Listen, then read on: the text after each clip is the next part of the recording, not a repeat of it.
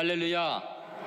주의 이름을 찬양합니다. 선포된 말씀이 여러분 각 사람에게 꼭 필요한 은혜가 될 줄로 믿습니다. 오늘 말씀의 제목은 구원의 영광입니다. 한번 옆 사람과 인사하시죠. 하나님은 우리를 반드시 구원하십니다. 하나님께 영광을 돌립시다.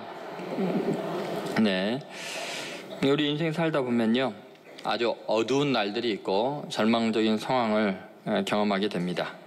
그런데 참 놀라운 사실은 그 순간이야말로 하나님의 구원의 영광을 맛볼 수 있는 유일한 기회, 최고의 기회가 된다는 것입니다.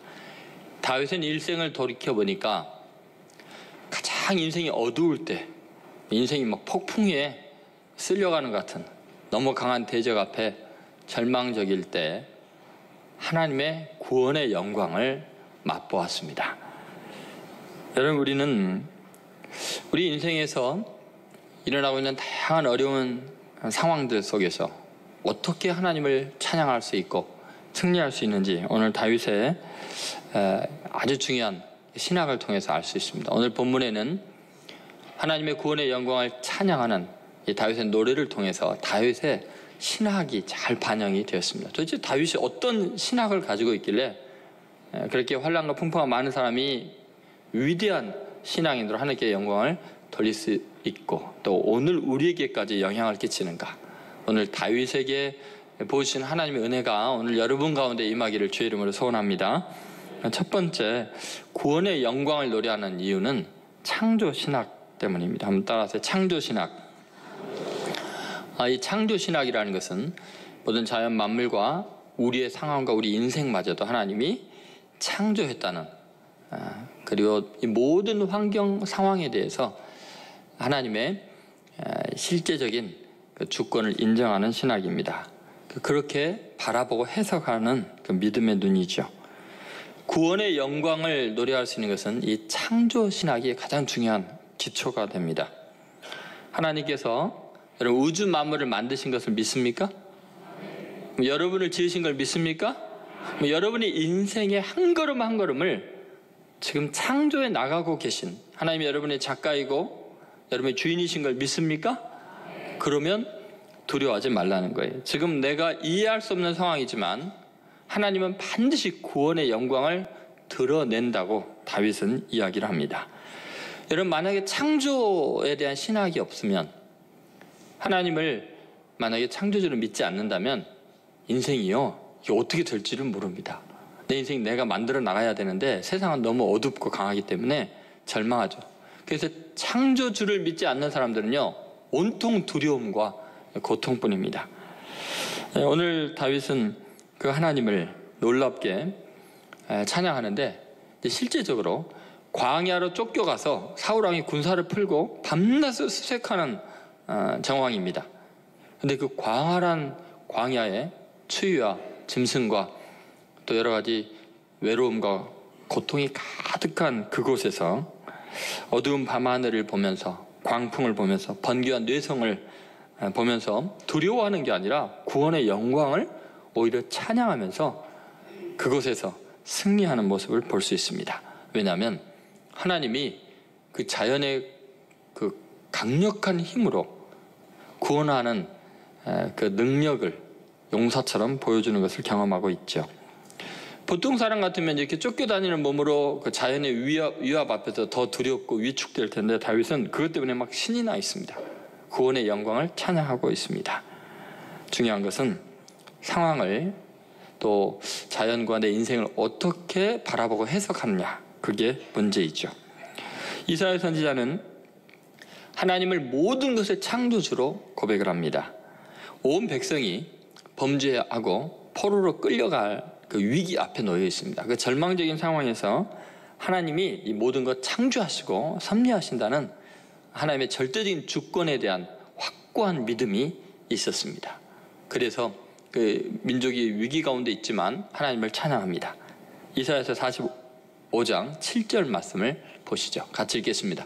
나는 빛도 짓고 어둠도 창조하며 나는 평안도 짓고 환난도 창조하나니 나는 여호와라. 이 모든 일들을 행하는 자니라 하였노라. 여러분 믿습니까? 여러분, 빛도 짓고 어둠도 짓고 물리적인 세계 속에서 창조주의 능력이 있지만 동시에 내 인생의 창조주이기도 합니다. 하나님이 평안도 짓고 환난도 창조한다고 말합니다. 내 인생의 어느 시점에선가 내가 잘못되고 병들으면 환난이 필요하다는 거예요. 하나님이 내 인생의 환난을 지금 창조하고 계신다는 믿음이 있어야 돼요. 여러분, 어떻게 상황을 보느냐, 어떻게 내 인생을 바라보느냐, 자연을 바라보느냐에 따라서 하나님의 구원의 영광을 우리는 마음껏 누릴 수도 있고 절망에 사로잡힐 수도 있습니다. 다윗은 오늘 이제 그 절망적인 상황에 쫓기는 그 과거의 그 어두운 시절을 보면서 광야에서 대자연 앞에서 위축될 수밖에 없는 초라한 그 자아가 어떻게 그렇게 영광스럽게 하나님을 찬양했는지 설명합니다. 자, 10절을 보시면, 자, 어둠 장막이 몰려오는 초저녁 하늘을, 그 변화를 바라보면서 하나님의 강림하시는 모습으로 해석을 하고 있죠. 같이 읽겠습니다. 그가 또 하늘을 두리우고 강림하시니 그의 발 아래는 어두캄캄하였도다. 여러분, 그 어둠의 장막이 막 몰려오는 것을, 그 대지를 바라보면서 경험한 적 있어요? 밤하늘이 한쪽이 장막이 이렇게 막 이렇게 처지듯이 점점 어둠이 다가오는 그런 상황. 여러분, 광야에서 혼자 소년이 그걸 경험하면 얼마나 두렵겠어요. 그런데 그것이 하나님이 지금 점점 임재 내려오시는, 강림하시는 거다, 이렇게 보고 있는 거예요. 하나님의 창조주 되심을 믿으니까 이게 가능하죠. 여러분, 앞날에 앞이 캄캄하고 점점 어둠이 몰려오는 그 순간에도 하나님께서 내 인생에 지금 다가오시는 거다, 그렇게 다시 해석할 수 있는 능력이 있어야 됩니다. 다윗은 하나님의 살아계심과 실존을 믿었기 때문에 하늘이 캄캄하고 인생이 어두워지는 그런 시점에도 노래하고 찬양합니다. 하나님의 임재를 느끼면서 감격합니다. 고린도전서 15장 27절 28절에 보면 모든 만물이 전부 다 지으신 분 발 아래에 있다는 것을 설명하고 있습니다. 같이 읽겠습니다. 만물을 그의 발 아래에 두셨다 하셨으니, 만물을 아래에 둔다 말씀하실 때 만물을 그의 아래에 두시니가 그 중에 들지 아니한 것이 분명하도다. 또 28절을 보시면 만물을 그에게 복종하게 하실 때에는 아들 자신도 그때 만물을 자기에게 복종하게 하신 이에게 복종하게 되리니 이는 하나님이 만유의 주로서 만유 안에 계시려 하십니다. 계속 반복하는 게 만유를 발 아래 두셨고 만유가 다 복종하게 하시는 하나님이다. 그래서 하나님은 만유의 주이시다. 여러분 믿습니까?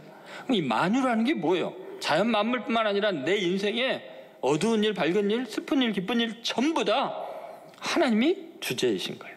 하나님이 창조하고 역사하고 섭리하는 거 하나도요 하나님 허락 없이 하나님 발 아래 있지 않은 것 없는 줄로 믿습니다. 다윗은 이 신앙이 있었어요. 인생의 어두운 시절에요 절망하지 않았어요. 요셉도 그렇죠. 인생이 막 캄캄하고 암담해지고 비참해지고 노예로 죄수로 팔려가도 그 어둠 속에 하나님의 임재를 경험하고 하나님이 주관한다는 걸 믿은 거예요. 우리 인생의 때로는 어마어마하게 강한 비바람이 몰아칠 수 있습니다. 다윗이요 광야에서 피할 데가 없는데 비바람에 온몸이 이리저리 휘청거리면서 의지할 데 없을 때 어땠을까요? 자, 11절 어떻게 그걸 상황을 해석하는지 창조신학을 해석하는 거죠. 같이 있습니다. 그룹을 타고 나르시며 바람 날개 위에 나타나셨도다. 여러분, 바람이 막 세차게 부는 걸 막 천군 천사가 나를 호위하기 위해서 지금 바람을 일으키면서 막 달려오고 하나님의 바람 날개, 하나님이 막 날개짓하면서 내게 오는 걸로 느끼는 거. 광야에서요 그 세찬 바람을 맞으면서 우와 하나님이 내게로 오고 계시는 거예요. 천군 천사를 몰고 오고 있어요. 근데 보통 사람 같으면 어떻겠어요? 막 바람 때문에 막 휘청거리면서 내 인생이 왜 이렇게 흔들리나 힘들어하겠죠.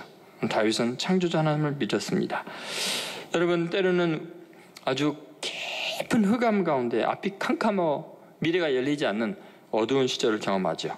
자, 이제 광야에 아주 깊은 어둠이 점점 깊어지고 있습니다. 12절 어떻게 신학적으로 해석하는지 보겠습니다.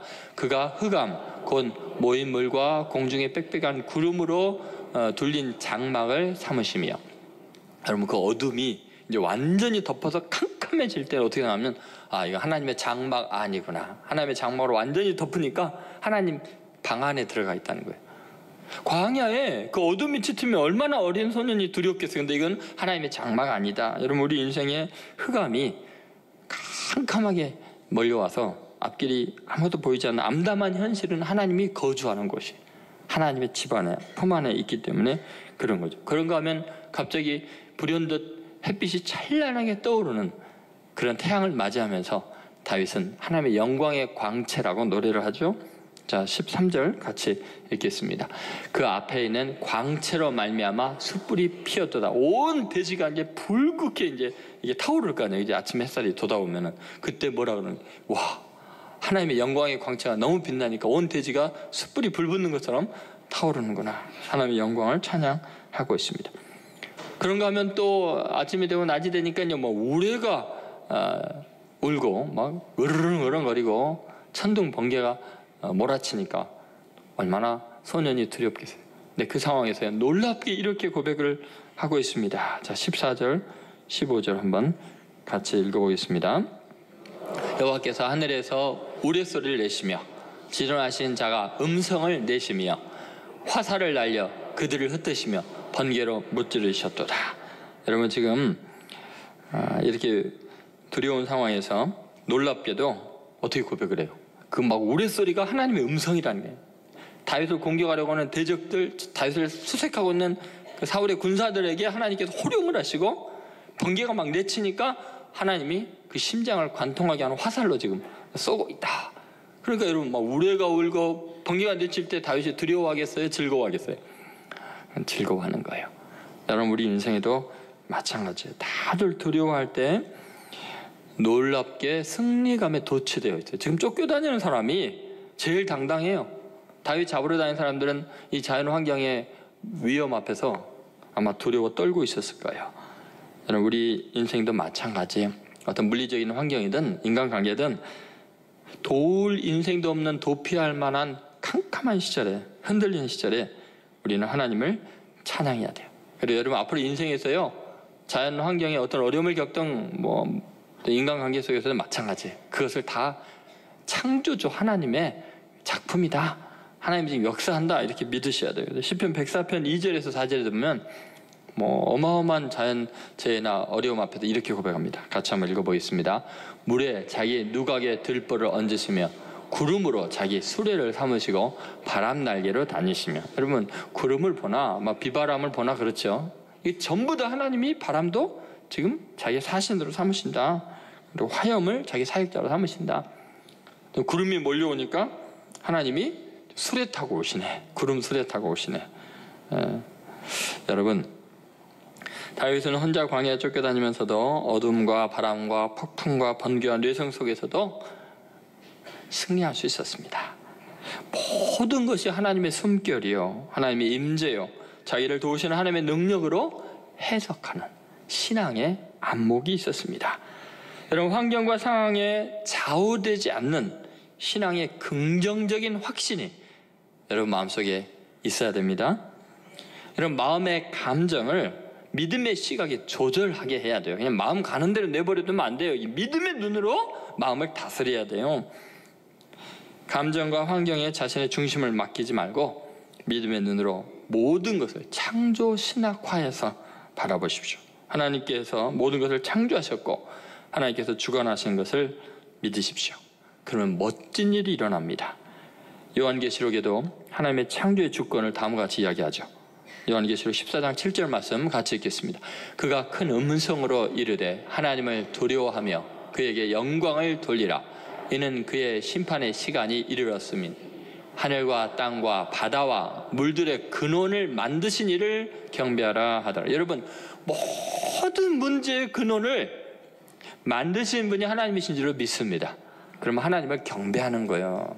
그 어떤 물이 오든 아니면 지진이 일어나든 그 모든 근원은 하나님에게서 이루어지는 거예요. 주님께서 우리에게 이렇게 지금 다윗을 통해 말하는 것 같아요. 너는 너의 삶을, 너의 인생을 창조해가는 하나님을 믿어야 한다. 너의 몸을 창조하는 것뿐만 아니라 너의 걸음걸음 이끌어가고 너의 인생의 조물주이시다. 모태에서 너를 조성하신 것처럼 너의 시간과 공간과 상황도 나는 너를 위해서 창조해 가고 있단다. 너의 미래에 대해 상황에 대해 불안하지 말거라. 내가 계속해서 너를 나의 위대한 작품으로 내 사랑하는 자녀로 창조해 낼 것이다. 여러분, 모든 것을 창조하신 그분의 주권을 인정하시고 창조 신학적인 시각으로 모든 상황, 자연 만물 다 해석하시면서 당당하게 승리하는 구원의 영광을 맛보는 성도들 되시기를 주의 이름으로 소원합니다.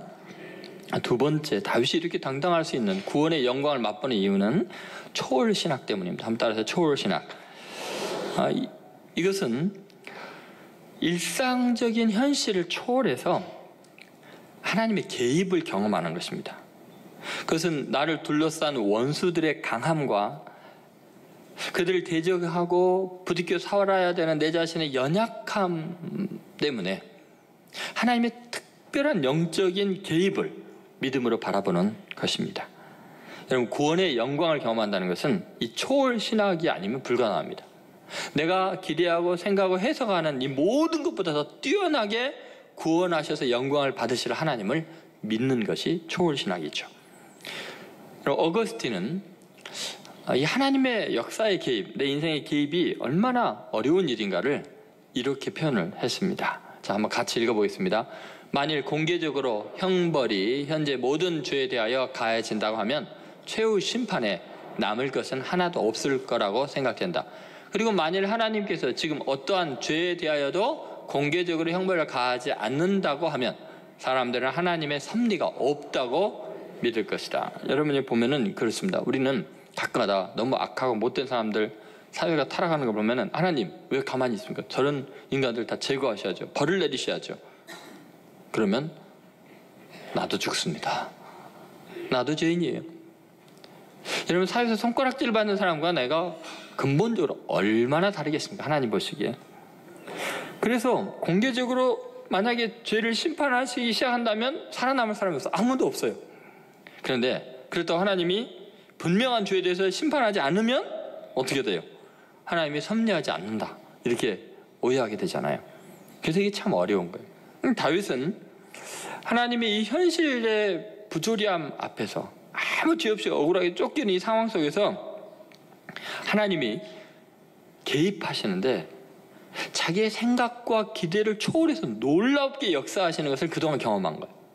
그러니까 이 모든 환난에서 구원하신 하나님을 돌이켜보니까 자기는 너무나 약했는데, 원수는 너무 강한데도 하나님이 아무 무리가 없이 초월자가 역사 속에 내주하셔서 모든 것을 가장 위대하게 바꾸시는 하나님의 구원의 영광을 맛보니까 이 찬양하지 않을 수가 없었던 거죠.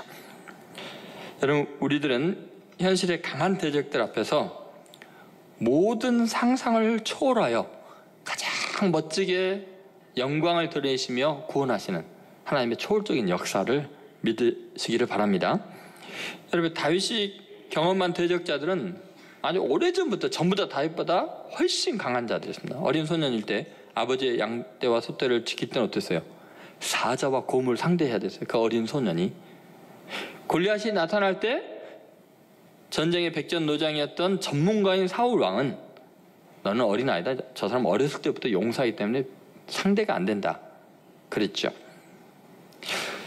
그런데 여러분, 골리앗의 강함이 다윗에게는 두려움의 근거가 아니고 하나님의 구원의 영광을 위한 재료가 된 거예요. 만약 골리앗이 블레셋 소년 중에서 하나였다면, 그래서 그쪽 블레셋의 소년 한 명 나오고 이스라엘 소년 한 명 나와서 싸워서 이겼다면 하나님의 구원의 영광이 드러나지 않았을 거예요. 그런데 대적이 너무 강한 골리앗이요, 왕도 군사들이 다 두려워하는 장군이요, 자기는 소년이기 때문에 하나님의 초월적인 개입이 분명하게 드러나지 않으면 전쟁은 승산이 없는 거예요. 여러분, 내가 인생 살아가면서 내 대적이 강할수록, 상황이 어려울수록 우리는 초월적인 하나님의 개입을 피부로 느끼게 돼요. 구원의 영광을 새롭게 느끼고 신앙이 생기게 되고 신앙이 강화되게 되는 거예요. 믿음 생활이라는 그런 거예요. 역경과 고난이 많을수록 크신 하나님을 구체적으로 경험하는 거죠. 만약 그러지 않으면요, 평탄하면요, 하나님 살아계시는 거 내 삶 속에 개입하고 계시는 것 전혀 못 느낍니다. 방법이 없습니다. 아무리 이론으로 많이 들어도요, 절대로 느껴지지 않을 거예요. 오늘 본문 17절을 보십시오. 다윗은요, 발 디딜 수 없는 창수에 쓸려갈 만한 세파의 그 어마어마한 그 세계사적인 흐름 앞에서 존재감이 없는 사람이었어요. 그런데 하나님은 그를 건지시죠. 같이 있습니다. 그가 위에서 손을 내미사 나를 붙드시며 많은 물에서 나를 건져내셨도다. 여러분, 한번 세상의 풍파가 그냥 창수처럼 몰려오면요, 대부분 사람들은 맥없이 그냥 쓸려나갑니다. 그런데 이 땅에서는 어떤 것을 막을 수 없는데 그가 위에서 손을 내밀어서 나를 붙든다는 게 뭐예요? 초월적인 개입이 있다는 거예요.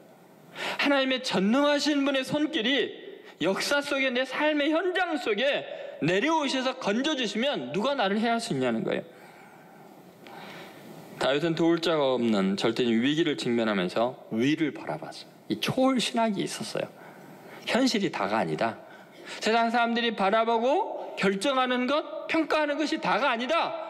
전혀 다른 구원의 차원이 위로부터 내려올 수 있다는 거예요. 여러분, 우리는 현실의 상황을 그게 전부라고 생각하면 절대로 믿는 사람이 아닙니다. 초월적인 세계를 도입해서 상황을 재평가해야 합니다. 신앙은 원래 그런 겁니다. 다윗은 하나님을 의지할 수 있는 이유를 분명히 알고 있었습니다. 자신의 약함과 원수의 강함, 이거에 대해서 분명히 인식을 하고 있습니다. 그래서 희망은 하나님 개입밖에 없는 거죠. 자, 18절 말씀을 같이 읽어보겠습니다. 18절 말씀입니다. 나를 강한 원수와 미워하는 자에게서 건지셨으며 그들은 나보다 강했기 때문이로다. 그들이 나보다 강했기 때문에 그 강한 원수의 손에서 내가 내 힘으로 이겨나가는 게 아니라 하나님이 건지셨다는 거예요. 하나님을 느끼고 경험하는 놀라운 은혜를 찬양하고 있는 거죠. 여러분, 실제로 하나님의 사람들은 다 그렇습니다. 예를 들면 유다 왕 중에 아사 왕인데, 다윗의 후손 중에 있죠. 우상을 탑하고 하나님을 찾았던 아사 왕이었는데요, 어느 날 구스 사람, 그러니까 이집트 북부에 있는 나라죠, 구스 사람 세라가 군사 100만 명을 거느리고 병거 300대와 함께 침범에 들어옵니다. 그런데 아사 왕은요, 자신의 군사들은 활과 창을 가진 사람이에요. 그리고 군사는 58만 밖에 안 됩니다. 그러니까 수적으로 압도당하고요, 이 군사 장비가 군사력이 상대가 안 됩니다. 이건 마치 칼을 들고 탱크와 비행기와 맞서 싸우는 꼴이나 마찬가지입니다. 그러니까 현실적으로 보면 절망이겠죠. 그런데 여기에 살아계신 하나님이 개입이 된다면, 초월자의 역사가 일어난다면 완전히 다른 상황이 됩니다. 그래서 뻔한 패전의 위기 앞에서 아사는 하나님의 능력을 기도합니다. 하나님이 역사하시기를 간절히 기도합니다. 그 내용이 역대하 14장 11절에 나와 있습니다. 자, 역대하 14장 11절 같이 읽겠습니다. 아사가 그의 하나님 여호와께 부르짖어 이르되 여호와여, 힘이 강한 자와 약한 자 사이에는 주밖에 도와주리가 없사오니 우리 하나님 여호와여, 우리를 도우소서. 우리가 주를 의지하오며 주의 이름을 의탁하옵고 이 많은 무리를 치러 왔나이다. 여호와여, 주는 우리 하나님이시오니 원하건대 사람이 주를 이기지 못하게 하옵소서 하였더니, 지금 자기가 나가서 싸우면서 구스 사람이 주를 이기지 못하게 하라는 거예요. 누가 싸우는데? 자기가 나가는데. 왜요? 강한 자와 약한 자 사이에는 주밖에 도울 자가 없다. 하나님께 구원을 요청하면 그 초월자이신 하나님이 이 모든 상황을 뛰어넘어서 임재해 주셔서 아사 대신 싸우실 줄로 믿은 거예요. 그러니까 사람과 하나님의 싸움으로 바꿔버리는 거예요. 하나님이 개입하시는 그 공간을 열어드리는 거예요. 자, 하나님, 제가 나가서 싸우지만 이제 하나님이 싸우는 줄로 믿습니다. 다윗도 그랬죠. 골리앗에게 너는 칼과 단창으로 내게 오거니와 나는 만군의 여호와의 이름으로 내게 나아간다. 하나님이 개입이 되는 거죠. 그러면 전세가 달라집니다. 여러분 믿습니까? 이게 초월신학입니다. 여러분, 현실이 전부가 아니라는 거예요. 초월의 세계를 믿어야 합니다. 여러분, 대부분의 사람들은 자기와 대적자의 비교가 전부라고 생각합니다. 그가 힘이 세냐, 내가 힘이 세냐, 그가 인맥이 더 많냐, 내가 인맥이 많냐, 그가 권세가 있냐, 내가 권세가 있느냐. 그런 사람들은요, 강한 자 앞에서는 절망하고요, 약한 자 앞에서는 심히 교만하고 잔인해집니다. 그리스도인은 초월자이신 하나님의 개입을 언제든지 믿기 때문에, 약한 자와 함께 하시는 하나님을 믿기 때문에 약한 자 앞에서 절대로 교만하지 않습니다. 함부로 보지 않습니다. 강한 자 앞에서 비굴 하지 않습니다. 왜냐하면 약한 나와 초월자가 함께 하심을, 개입을 믿기 때문에 그렇습니다. 골로새서 1장 16절에 보면 하나님이 얼마나 위대하신 분인지 이렇게 나와 있습니다. 같이 읽습니다. 만물이 그에게서 창조되되 하늘과 땅에서 보이는 것들과 보이지 않는 것들과 혹은 왕권들이나 주권들이나 통치자들이나 권세들이나 만물이 다 그로 말미암고 그를 위하여 창조되었고. 여러분, 만물이요, 보이는 것 보이지 않는 것, 물리적인 세계, 영적인 세계, 그리고 권세자들, 왕들 전부 다 하나님이 창조한 거죠. 그를 위해서, 하나님을 위해서 지금 이 강함이 있는 거예요. 이 약함이 있는 거고요. 영적인 세계와 물리적인 세계가 있는 거예요. 그러니까 이 하나님의 개입이 이루어지면요, 능치 못함이 없어집니다. 그래서 중요한 게 뭐냐면요, 내가 하나님 편에 서는 거예요. 내가 하나님께 먼저 기도하는 거예요. 하나님을 의지하면 초월적인 하나님의 개입으로 놀라운 역사가 일어나고 구원의 영광을 맛보게 되죠. 여러분, 이제 범사에 하나님을 인정하십시오. 그러면 하나님이 우리의 길을 지도하시고 하나님이 친히 역사하실 줄로 믿습니다. 대적의 강함과 자신의 약함을 인정하고 하나님을 바라보십시오. 그러면 새로운 지혜와 용기가 생겨납니다. 여러분, 초월신앙을 믿는 것은 이런 겁니다. 그러니까 하나님께서 모든 것을 가장 완벽하게 내가 생각하고 기대하는 것보다 훨씬 더 멋지게 이끌어 주실 것을 믿는 것입니다.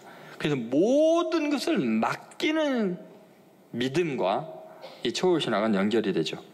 내가 원하는 시간보다 훨씬 완전한 시간에, 내가 원하는 방법보다 훨씬 더 아주 교묘하게, 그리고 내가 원하는 수준보다 훨씬 더 높게 하나님은 내 상상을 초월해서 역사하시기 때문에 초월신학으로 하나님을 찬양하는 것입니다.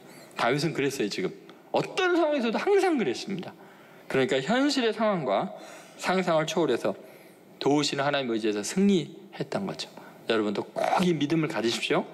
하나님은 반드시 내 기도에 들어주시고 상황을 바꾸시는, 모든 것을 초월하신 하나님이신 것을 믿고 구원의 영광을 하나님께 올려드리는 성도들 되시기를 주의 이름으로 소원합니다. 세 번째, 구속신앙입니다. 다윗이 구원의 영광으로 이렇게 찬양할 수 있는 것, 과거를 돌아보니까 정말 놀라운 한 가지 신학을 정립하게 됩니다. 그건 뭐냐면 자신에 대한 재해석입니다. 분명히 내 자신은 죄를 지었고 내 자신은 악하기까지 한데 하나님은 놀랍게도 자기를 의롭다고 해주시는 거예요. 지금 살인을 하고 간음을 한 사람이기 때문에 왕의 자리에 앉을 자격이 없는데도 당당하게 앉아있는 이유는 뭐냐면 하나님은 나를 구속하시는, 내 죄에서 나를 건지시고 깨끗하게 하시는 하나님이라는 믿음이 있는 거예요. 다윗은요, 자신이 이렇게 실패하고 연약한 존재이지만 하나님이 기뻐하신다는 확신을 가지고 있었어요. 그 확신이 얼마나 큰가. 그러니까 하나님의 구원의 은혜를 찬양하는 것 생각해보면요, 창조주 하나님이고 초월자이고 개입을 하시는 하나님인데 내가 죄인이라면 얼마나 두렵겠습니까? 그런데 하나님은 나를 의롭다 하시고 기뻐하시는 하나님이십니다. 자, 20절 말씀 같이 한번 읽어보겠습니다. 같이 읽습니다. 나를 또 넓은 곳으로 인도하시고 나를 기뻐하심으로 구원하셨도다. 자, 왜 나를 구원했어요? 나를 기뻐하심으로. 여러분, 하나님이 왜 나를 기뻐할까? 왜 하나님은 다윗을 기뻐하실까요? 다윗은 그 많은 죄를 지었는데도. 맥스 루케이드 목사님의 책 중에 주와 같이 길 가는 것이라는 책이 있습니다. 거기 보면 이런 내용이 나옵니다. 목사님 옷장에 아주 오래되고 낡은 스웨터가 하나 있습니다. 그런데 그 스웨터는 어렸을 때 아마 입었던 건지 이 팔도 짧고 어깨도 짧고 단추는 많이 떨어져 나가고 도저히 뭐 옷으로서의 용도를 뭐 이렇게 어떻게 할 수 없는 버려야 될 옷인지요. 자꾸 아내나 이제 뭐 집 아이들이 집을 정리할 때 자꾸 버리라는 거. 아빠 이거 왜? 당신 이거 왜 지저분하게 이걸 오래된 거 갖고 있냐는 거예요. 그런데 맥스 루케이도 목사님은 이사를 가던 어디는 항상 이 옷을 가지고 다녀요. 왜 그럴까요? 돌아가신 할머니가 손수 자기 치수제에서 한 올 한 올 따주신 거예요. 시실과 날씨를 하나하나 문양도 만들어가면서 따준 할머니의 사랑과 정성이 고스란히 담긴 옷이니까 용도로서는 가치가 없지만 그 존재 자체가 할머니의 사랑을 느끼게 해주는 가장 소중한 거예요. 자기에 딱 맞고 멋있는 옷보다도 훨씬 더 의미가, 다른 건 다 버려도 이건 못 버려요. 왜냐면 이건 돈으로 살 수가 없잖아요. 그죠? 의미가 있는 거예요. 여러분, 우리도 마찬가지예요. 여러분, 우리가 낙심하고 두려운 이유, 왜 어려운 일을 겪으면 절망하는가? 그 이유는 우리 자체를요, 용도의 가치로 생각하니까 그런 거예요. 기능으로서 우리의 가치를 평가하기 때문에. 나는 하나님께 쓸모 있는 존재일까? 세상 사람들이 보기엔 나는 가치 있는 존재일까? 그렇게 생각하는 거예요. 그럼 세상 사람들이 우리가 늘 대접받은 건 그거예요. 너 얼마나 능력 있어? 실력 있어? 돈 있어? 권력 있어? 너 이 사회에 기여하는 게 뭐가 있어? 유명해? 뭐 이렇게 나오죠. 그러면 우리는 자신의 죄와 허물 때문에, 연약함 때문에, 비교의식 때문에 좌절하죠. 그런데 하나님은 우리를 안 버리시는 거예요. 왜냐하면 하나님이 기가 막힌 사랑으로 우리를 기뻐하기 때문에 우리 존재 자체가 너무 좋은 거예요. 왜냐하면 하나님이 우리 인생을 창조하셨거든요. 그리고 타락하고 범죄했을 때 우리를 구속하기 위해서 어마어마한 보배로운 피를 흘려서 우리를 구원하셨거든요. 그러니까 하나님의 온갖 사랑이 가득한, 우리를 만들어 놓으시고 우리를 구속하시고 너무 기뻐하는 존재. 내가 너를 기뻐하고 내가 너를 즐거워한다고 주님이 말씀하시죠. 여러분, 우리들은 늘 그렇습니다. 세상 사람들이 나를 평가하는 방식으로 하나님도 나를 평가할 거라는 착각을 하고 있는데, 창조주 하나님, 구속의 하나님은 그런 분이 아니세요. 어마어마한 사랑이 가득 담긴 눈으로 기뻐하며 우리를 바라봅니다. 시편 기자도 그렇게 고백합니다. 주는 어머니의 태에서 나를 배를 짜듯이 지으셨습니다. 여러분, 하나님은요, 우리 한 사람 한 사람을 많은 시간, 인생을 거쳐가면서 다 하나, 시실과 날씨를 왔다 갔다 하듯이 우리를 계획하시고 짜고 계신 것입니다. 여러분, 이 세상은요, 제2인자는 설 자리가 없는 세상이에요. 봉급 액수에 따라서, 외모의 아름다움에 따라서 사람의 순위를 매기고 평가가 달라지는 세상이에요. 그러나 하나님은 우리에게 말씀하신 거예요. 너의 기능이 아니고 너 존재 자체가 나에게는 가치다, 내 사랑이다. 여러분, 주님은 우리를 기능적인 존재 가치로 평가하지 않고 창조의 가치, 존재의 가치로 우리를 평가하신다는 것을 잊어서는 안 됩니다. 우리 인생은 누구나 재앙을 만나게 됩니다. 원수들이 그렇게 추적하고 괴롭힙니다. 또는 원수가 없어도 내 자신이 나를 무너뜨리는 교만과 죄악과 악함으로 인해서 재앙을 스스로 불러옵니다. 그러나 우리는 그 모든 상황 속에서 하나님의 섭리가 있다는 걸 믿어야 해요. 하나님이 나를 너무너무 기뻐한다는 걸 믿어야 돼요. 아니, 내가 이렇게 타락했는데요? 여러분, 다윗보다 더 타락했어요? 살인하고 간음했어요? 여러분, 사도 바울보다 더 여러분이 타락했어요? 스데반 같은 성자를 돌로 쳐 죽인 경험이 있으세요? 그들은 하나님이 얼마나 기뻐하는 인생이었는지. 사도 바울은요, 자기의 과거를 돌이키면서 그런 이야기예요. 너무 죄가 크니까 갈라디아 사람만 모든 세상 사람이 다 아니까 너희도 아는 바처럼 내가 지나치게 폭행을 행했다. 교회를 잔멸하라고 했다. 그런데 하나님이 모태로부터 나를 조성하셨다.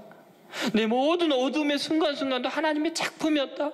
내 실패와 아픔과 절망과 내 죄악마저도 하나님이 나를 겸손하게 하고 하나님의 진리를 깨닫게 하고 다른 사람을 용납하고 세상을 구원하는 복음의 진수를 오직 은혜로 믿음으로만 구원한다는 진리를 전하기 위해서 내 인생을 그렇게 창조해 가셨다.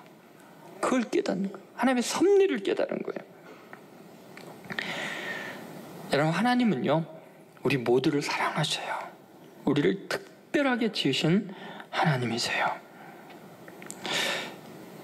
여러분, 우리는 그 하나님의 사랑을 잊어서는 안 됩니다. 만약에 이 믿음이 있다면, 구속하신 이 사랑에 대한 믿음이 있다면, 우리는요 아무리 실패한 것 같고 죄 지은 것 같고 잘못한 것 같아도 편안히 누워 잘 수 있어요. 이게 다 하나님이 구속한 능력으로 온전하게 하실 줄을 믿는다면. 시편 4편 8절에 보면 그렇게 고백을 하고 있죠. 시인이 같이 있습니다.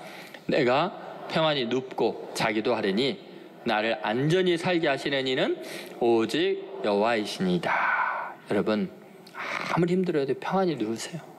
눕고 자고 일어서세요. 우리는 다윗보다 더 크게 하나님의 구속의 은혜를 의지할 수 있습니다. 여러분, 다윗은 뭐 때문에 그렇게 하나님이 자기를 기뻐한다는 확신을 가졌을까요? 다윗이 경험한 건 그거였어요. 처음 하나님의 사랑을 경험한 건 언제냐면, 사무엘 선지자가 자기 집에 왔을 때 자기 아버지가 자기 빼고 전부 다 형들만 보이는 거예요. 자기는 유난히 미워하고 감추고 어렸을 때부터 노동만 시킨 거예요. 근데 하나님이 그 건장하고 용맹스럽고 멋진 형들 다 제껴놓고 아버지가 무시한 자기를 택한 거예요. 다윗이 그런 고백하잖아요. 내 부모는 나를 버렸으나 여호와는 나를 사랑하십니다. 부모보다도 자기를 더 기뻐하는 하나님을 경험하고 초라한 자기, 목동인 자기, 냄새난 자기를 불러와서 왕으로 기름 부으시는 하나님의 선택, 하나님의 섭리를 바라보면서요 어떤 상황에서 좌절하잖아요. 자기 자신이 실패하고 더러워져 있어도 하나님께 회개하고 눈물로 기도하면 하나님이 용서하실 줄로 믿는 거예요. 여러분, 다윗이요 그 정도 갖고도 그렇게 확신을 가지고 구속한 사랑으로 영원토록 주님을 기뻐하고 찬양했다면 우리는 어때요? 우리는요, 하나님께서 자기 외아들을 십자가에 못 박아 죽이시면서 우리의 모든 죄를 완전히 도말하며 구속한 사람들이에요. 다윗과는 비교가 안 돼요. 여러분, 주께서 구속하셨다는 것은 모든 죄와 허물로부터 완전하게 깨끗하게 하고 자유케 했다는 것을 의미해요. 다윗이요 놀랍게도 남들이 보면 뻔뻔스러울 만큼 자신이 깨끗하고 의롭다고 이야기를 하네요. 24절 25절을 한번 읽어보겠습니다. 같이 있습니다. 내가 또 그의 앞에 완전하여 스스로 지켜 죄악을 피하였나이다. 그러므로 여호와께서 내 의대로 그의 눈앞에서 내 깨끗한 대로 내게 갚으셨도다. 어떻게 이렇게 뻔뻔스러울 수 있어요? 다윗이 무슨 짓을 했는데요? 아무 죄 없는 우리아를 죽였잖아요. 그 이유가 자기 죄를 덮기 위해서 간음을 행했잖아요. 그런데 여러분, 다윗은 그러면서도 이렇게 당당하게 내가 하나님 앞에서 의롭다고 이야기하는 이유가 뭘까요? 주님 앞에 회개했기 때문이에요. 우슬초로 나를 씻으소서. 내가 정하리이다. 내가 모태로부터 죄악 중에 태어난 죄인입니다. 주 앞에 통곡하며 침상을 눈물로 적시며 하나님 앞에 기도하면 하나님이 그 모든 죄를 완벽하게 씻어주는 걸 확실히 믿었어요. 그러니까 자신은 하나님 앞에서, 구속하신 하나님 앞에서 의롭다고 확신을 가질 수 있었습니다. 여러분, 구속의 신학이 아니면요 구원의 은혜를 찬양할 방법이 없어요. 하나님이 내 의지가 되는 거죠. 19절도 보세요. 자신을 의지하는 게 아니에요. 같이 있습니다. 그들이 나의 재앙의 날에 내게 이르렀으나 여호와께서 나의 의지가 되셨도다. 자기가 의로우면 자기 혼자 힘으로 해야죠. 그런데 그렇지가 않아요. 구속하신 은혜만 의지하는 거죠. 여러분, 하나님의 기쁨의 대상인 것을 믿으십시오. 우리가 아무리 환난 날에 고난을 당할지라도 그 내 죄 때문에 그럴지라도 마찬가지. 하나님이 내 영혼을 소생시키세요.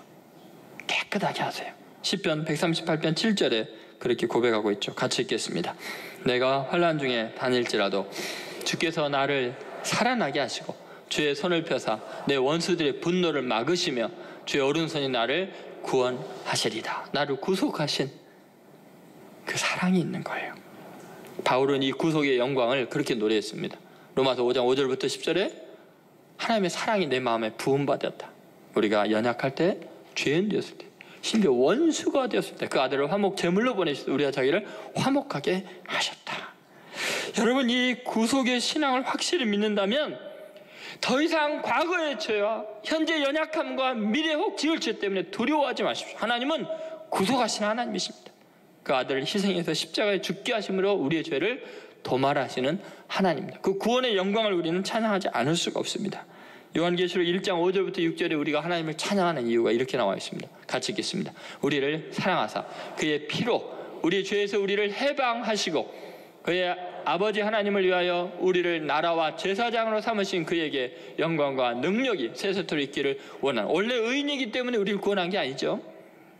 죄인인데 그 죄를 다 도말하시고 우리를 해방하시고 우리를 나라와 제사장, 죄인을 나라와 제사장으로 삼으신 하나님을 세세토록 찬양하는 거예요. 다윗이 구원의 하나님을 찬양하지 않을 수 없는 것처럼, 그 영광을 찬양하지 않을 수 없는 것처럼 우리도 마찬가지입니다. 여러분, 이제 사람들에게는 하나님에게 너무 인정받으려고 애쓰지 마십시오. 하나님은 우리 존재 자체로 사랑스럽다고 하십니다. 내가 다 씻어줄게. 내 의지하고 나에게 오기만 해라. 믿음으로 나를 바라보기만 해라.